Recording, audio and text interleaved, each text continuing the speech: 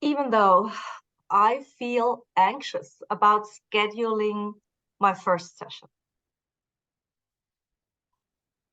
And the first session can be the first session in mentoring 1, the first session in mentoring 2, the first session with a new client, the first session with a new audience. You want to do a lecture at a school, you want to go to an elderly home, you go to your yoga class and introduce it there. So there are always first sessions. And I have doubts. Will I be good enough? And even though I have these doubts, will I be good enough? Can I transport? Can I explain the way I want it to be understood? All the EFT, all the work that I'm doing, will they understand? And I accept myself with all my doubts.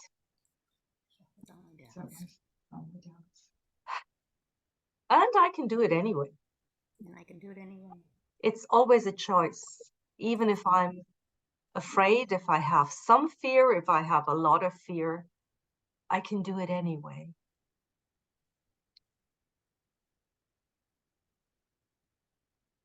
Even though I have so many doubts about scheduling my first session. What if I cannot connect with my client? Cynthia, would you want to be my mirror, or I will mute you? The last times we always muted, so I'll just mute you. Yeah, it's okay. It's okay. Yeah. What if I cannot connect with my client? What if it just doesn't work? What if I'm sitting there and think, oh, what's she talking about? I have no idea. I never heard of that issue, or I feel uncomfortable tapping on that. What if I cannot connect and I feel like I don't have access to this topic? What can I do? I have no idea what to do. And I'm open to a solution. I'm open to do the session anyway. And I will figure this out. Even though I have doubts, will I be good enough? Maybe I should do some more training. Maybe I should wait. I will wait. I will listen to all the calls that I haven't listened to so far. Oh, maybe there is another training. Oh, I look on Facebook. There's always something new. Always something new. Let's go on YouTube. Let's listen to 10 other sessions from other master practitioners. I will learn from them. Yeah, let's do that. Let's read another book. Yes, I will just put aside doing sessions myself and watch more videos, read more books. Then somehow magically the confidence will come over me. Maybe not. Maybe I will just do the session and make my own experience. And I accept myself with all my weird thoughts, with all my doubts, with my little confidence. And I allow myself to grow into being confident and relaxed doing first sessions. What if I could just feel relaxed and say, okay, let's see what happens? No, I have to have everything under control.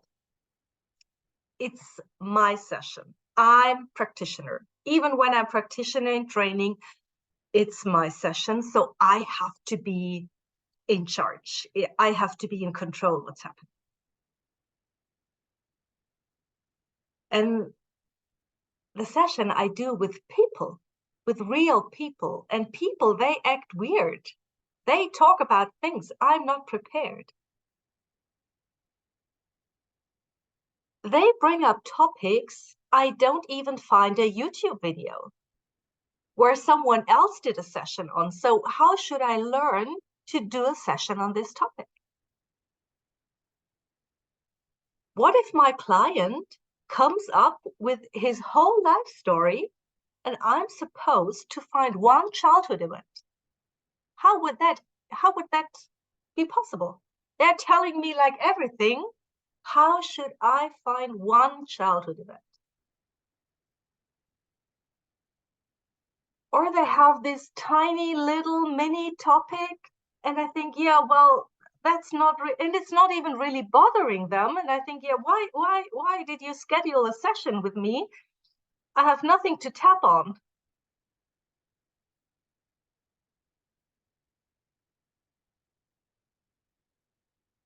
And what if I start tapping with them and then I get lost because there's nothing coming from my client? Nothing, no response. They're sitting and tapping with me, and I read the words that I took notes of at the beginning, what they told me, and then there is no reaction. And they say, yeah, well, oh, I don't feel anything in my body. No, there is no memory coming up. And I say, yeah, I need something to tap on. What to do? What to do with a client who is not like a perfect client, who is not presenting me with new insights, with memories, with aspects. I need aspects. I need suds. What if it doesn't go like all the sessions I watch with Dawson and Jenny and all the mentors, and their sessions always run beautifully. They always know what to say. They always have the right question.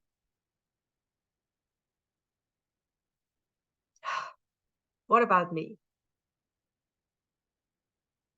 What if I don't find the right question? What if I'm lost in the middle of the session and I have no idea where to go? When I don't know what to do next?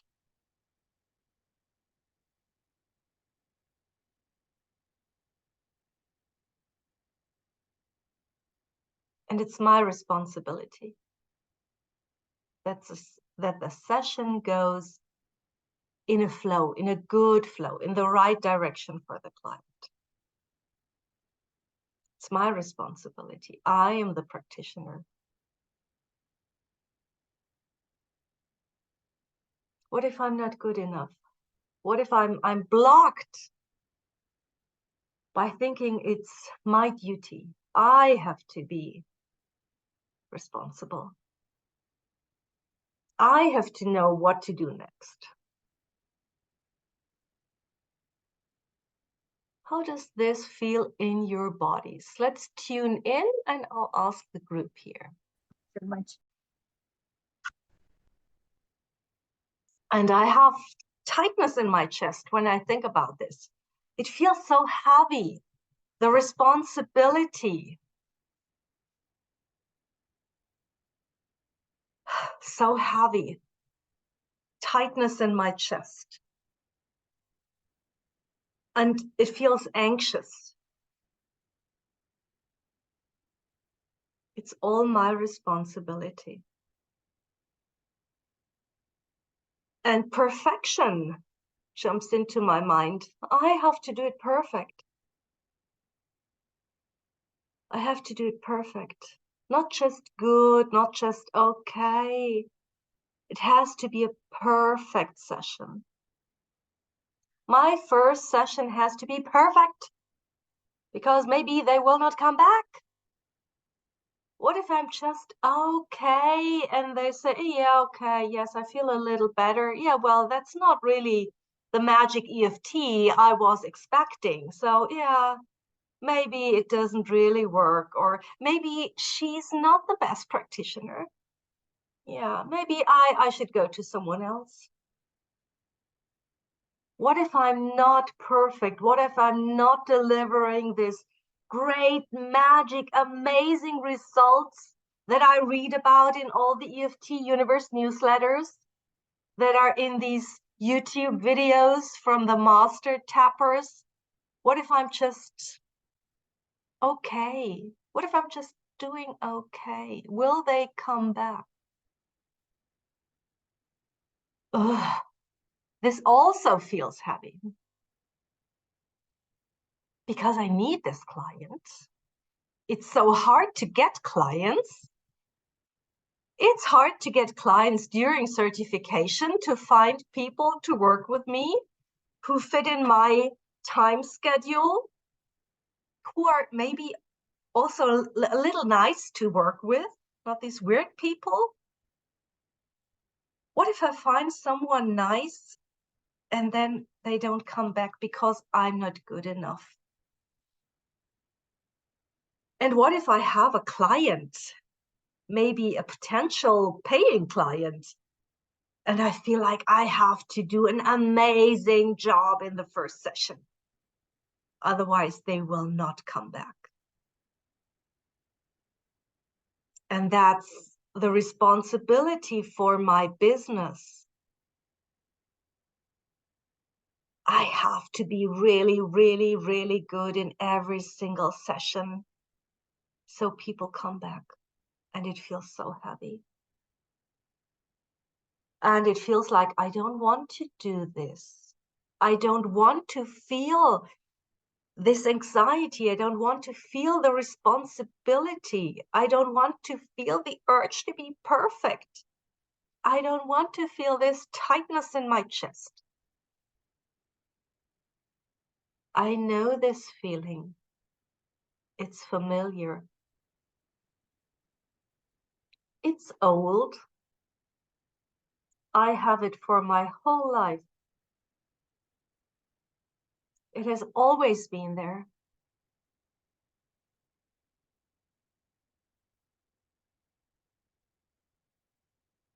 Where does it come from? Tune in. Where does it come from? It's likely that it's somewhere started in childhood. I have to be a good girl so that I'm loved, so that people like me. I have to be nice so my parents care for me. I have to present good grades at school so my parents think I'm worthy.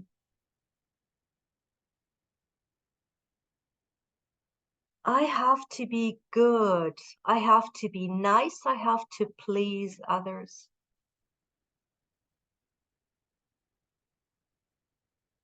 I have to please others. Just a second. Sorry. I have to please people.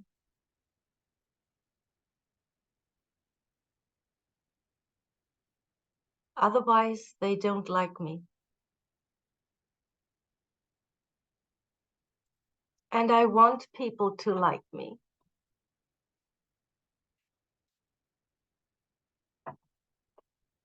I want people to like me. I want my clients to like me. And I want everyone to like me.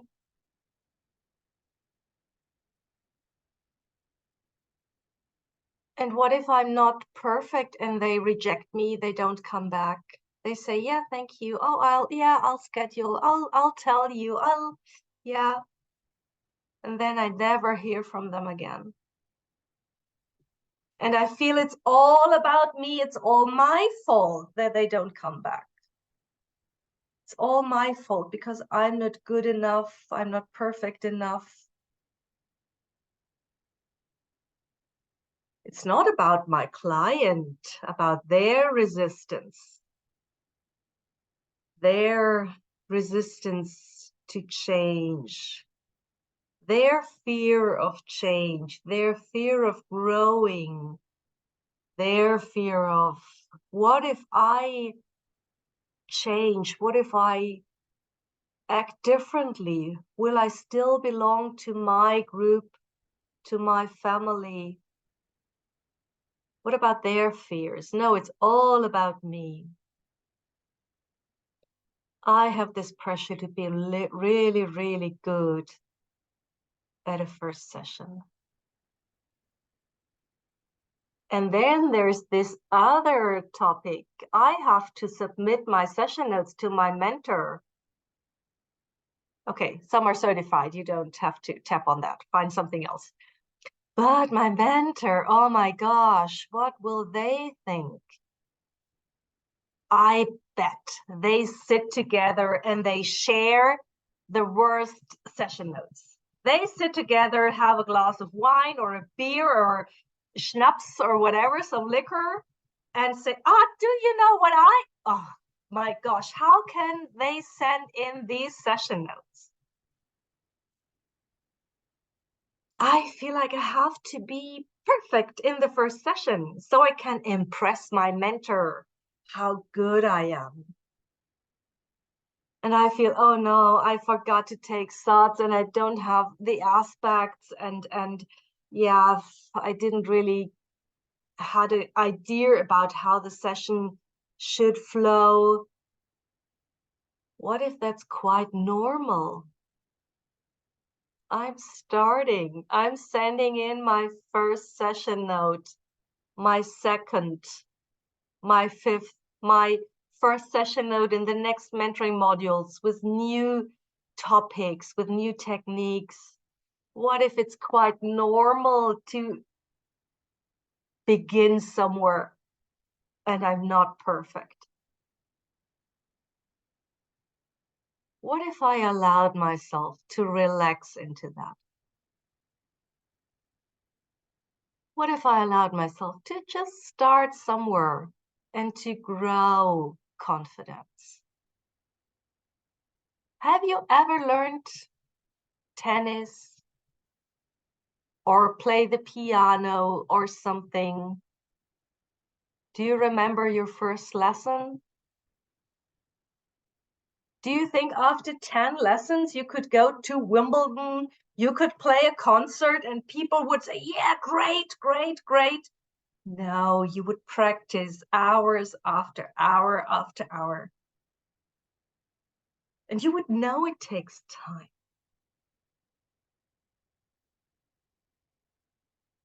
What if I allowed myself to grow? What if I allow myself to do it in a playful way, in a curious way? What if I just, okay, let's do a first session. Let's find someone who's nice. Maybe a sister, maybe a friend, maybe someone I met in some call or some workshop would I think, okay, it could be a nice person for a first session. And then I just start and let's say, okay, let's figure this out. Let's start somewhere. Let's start somewhere. And of course, I will not have everything perfectly together. But I start somewhere. And after the first session, then I know something. Okay, I'm good at this. I didn't remember that. So maybe I can go back to my notes, to my books, and look that up. Or yeah, just learn something new, what I'm missing. And then I do my next session, and then I do another few sessions, and then I have 10 sessions. I say, okay, let's start. That wasn't too bad. I didn't harm anyone, at least. I didn't hurt anyone. And let's grow from there. Imagine it was your friend who did that training. What would you tell your best friend? Would you say, are you really good enough? Can you do sessions like Dawson and Jenny Johnson and Monica and whoever's there who does EFT like for decades? Actually, I've seen Nick Ortner giving a speech and he was a little better than you. No, you would encourage your friend. You would cheer them on. Say, hey, just try. You're a nice person. You can connect to people. You have compassion. Start, practice. And even if you're not perfect, EFT will do the job. And your clients will feel better. Even if you mess up and don't get aspects and suds, your client will feel better and you will be confident, okay, I could help that person. And what if I relaxed? Because I know when I relax, I have more access to everything that I have learned. When I have this pressure, this tension, this tightness, I know I feel like, where's the next question? And I don't have access to all my wisdom, to everything I've learned. And when I just allow myself, and even when I'm lost, I can just take a breath and say, yeah, that's a big one. Yeah. And you don't need to talk all the time to your client. They are processing. Maybe you don't see. Maybe they are not so talkative and tell you, but there something is going on in their mind. They are processing. They have inner pictures. They have something going on. What if you just give them time and say, let's slow down. Let's just do one round without talking. And maybe your client brings up something new.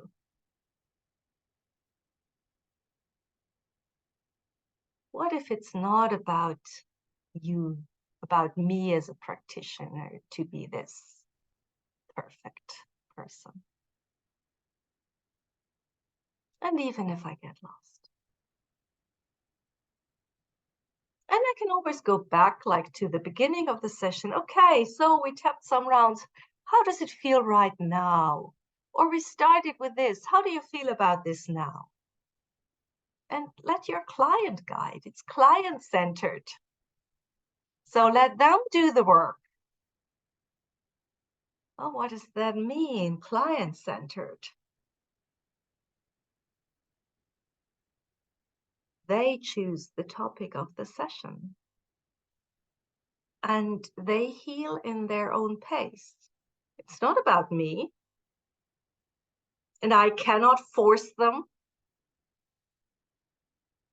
Maybe I sometimes want to slow them a little down so they really go in. And sometimes they will just go. And I will entune. I will tune in with my client. And maybe it takes a few sessions to really connect with a client. So I know their pace. Maybe there are clients who like to talk and talk and talk and talk. And then they're at the point where I know, oh, now they're at the point where I can start tapping. And maybe they're not really talking, but I know something is going on. And some are really quick with their shifts, and I cannot really do my technique because it's all too slow. When I want to go back with tell the story, and they are already in the next topic. Yeah, okay, let's go with the client. It's client-centered. It's client-centered. And I can ask them, where are you? What do you feel? I can be curious. I can show my compassion. I can tune in with them. What is going on for you? I'm here with you. I want to be there with you. Tell me. I want to be with you. You're not alone in there. But it's all their pace. And when there is resistance, when there are parts who are hurt, they maybe will not show up in a first session just because I need something to tap on. Maybe I have to build up trust with my client.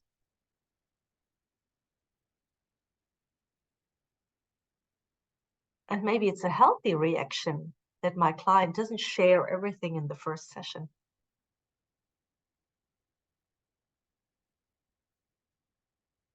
What if a first session is maybe a little like a date? You would want to get to know someone else, but you wouldn't want to fix things like forever in the first session.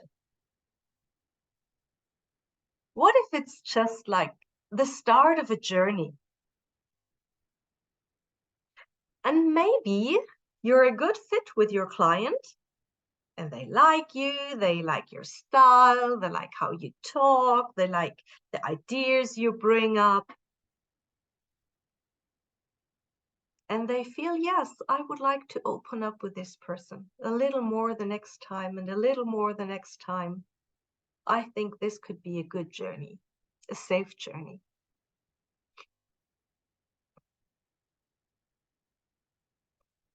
What if the first session is maybe just about connection? And giving a little glimpse, or you just allow something to unfold. Maybe your client is ready and you have an immediate quick connection and they open up and you can clear some issue. Yeah, that's great.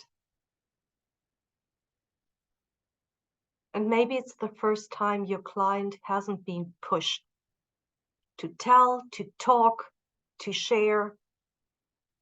You don't know what's going on.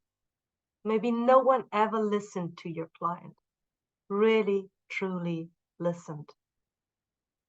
So they just want to talk. And this is opening doors for them. And you have no idea how much you shifted for them. Because you feel, oh, but I didn't clear the issue. Maybe this was just the topic to sign up for the session. But there was something else behind it. Maybe you don't know. And maybe you do a perfect session and you can change so much for your clients. But you don't know, have you been the first one to tap on that? Maybe they have worked for years with different modalities and you had the breakthrough. Don't take it all for you. It's all about the client, just being there for the client. So what's important for a first session? Connect, be open, be who you are.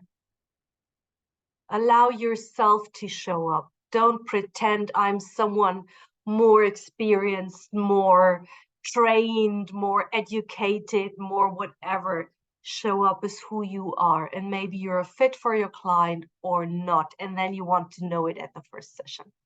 And not in the 10th when you struggle and you think, oh my gosh, her again.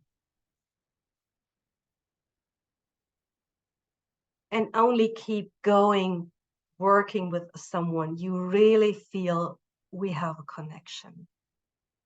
I feel comfortable working with that person, and I think I can help.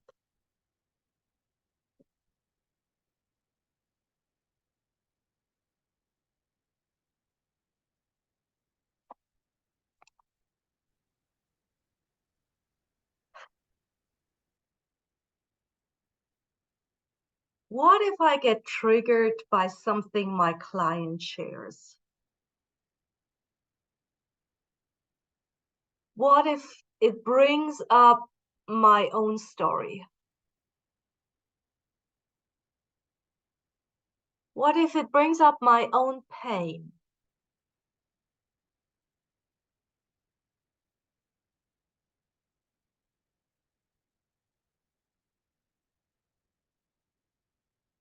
What if I remember a painful memory? How can I deal with that and still be present with my client? Maybe it's sometimes just, oh yes, I have something, like when you go from a recent event and they tell you they're upset, and then you go to the body sensation and tune in, where did it start? And then they tell you a childhood story about their siblings, about their parents, and it goes, oh yes, I have something similar. And maybe it's not so hard for me. Maybe I have already tapped on it, so I can just, okay, I have this too. Let's use this session and clear the rest of my issue. But what if I'm really triggered and I think, oh my gosh, I didn't know it was still present, or I never tapped on this. I never thought about this. What to do when I'm really feeling it, when my emotions are on the top, like about to come out with tears, or I really feel it in my body, what to do. What to do. Maybe I can allow myself to just take a moment, take a breath, and I can tell my client, let's take a moment. Take a moment and breathe. Let's slow down for a moment. This is something important to you. This is something that has a lot of emotional charge for you. Let's stay here just for a moment and breathe. And I allow myself to breathe and to calm down. And maybe I can do an inner tearless trauma and say, okay, oh, there's something I wasn't aware of. So will I just put it somewhere, give it my angels, put it in a box, and I will look out for a swap partner, or will deal with it with myself. I will just put it away for the moment and say, okay, this is not the time to tap on this, but I can put it aside. It's in a safe place and I can remain focused with my client, present with my client. I can put it away for the moment. And maybe it's a good idea to have regular swap sessions with someone I like, so I can clear my stuff, everything that's coming up. Everything that's coming up when a client is triggering me, when I'm like, oh my gosh, first session, how to deal with this. Let's just tap on this. We have this beautiful tool. Yeah, let's use it for ourselves so we can be confident that it will work for us and then also for our clients.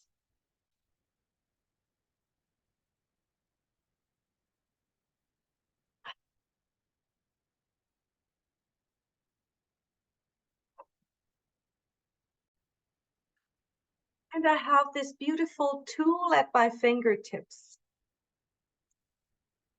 When something is coming up, I can tap on it. Maybe it's a good idea to tap regularly on my own issues. And to tap on everything that my clients bring up. And to tap on all my doubts. And we have this beautiful community in the EFT universe and here in the group. There are always people willing to tap with me where I feel maybe more comfortable than in the big group. There are always people willing to share, to tap with me so I can clear my issues. There are people willing to be my client so I know, or they know, maybe I need some more time. Maybe some point I'm a little lost and I think, okay, let's just breathe. Maybe I can even ask and say, okay, where do I go from here? Yeah, people are generous and gentle and friendly and nice. And it's okay.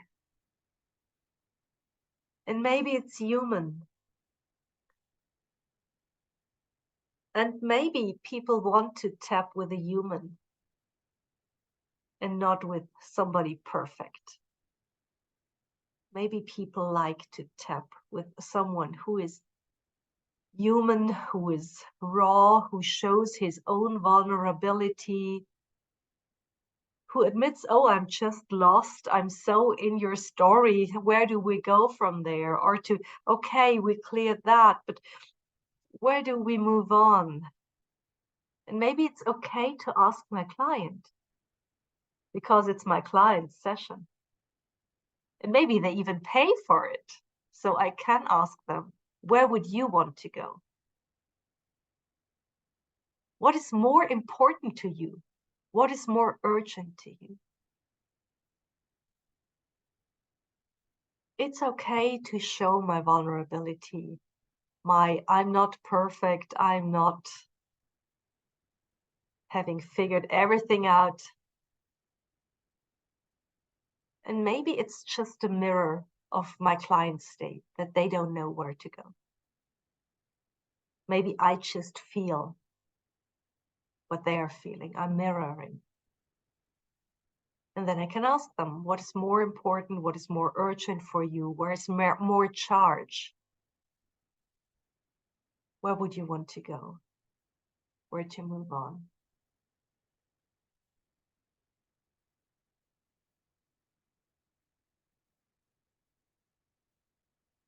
It's all about the client. It's not so much about me. Maybe it's okay if I don't take myself so serious.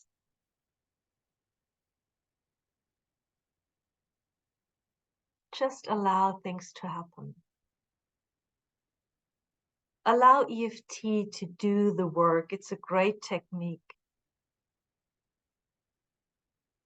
Maybe it's a good idea to step a little back to make space so that changes can happen. And when I feel like I want to go there, how does that feel for myself? There was a lot of tightness and tension and heaviness. What if I relaxed and make space and hold space for my client? What if I open a door for my client so they can shift? What if my client found her own solution?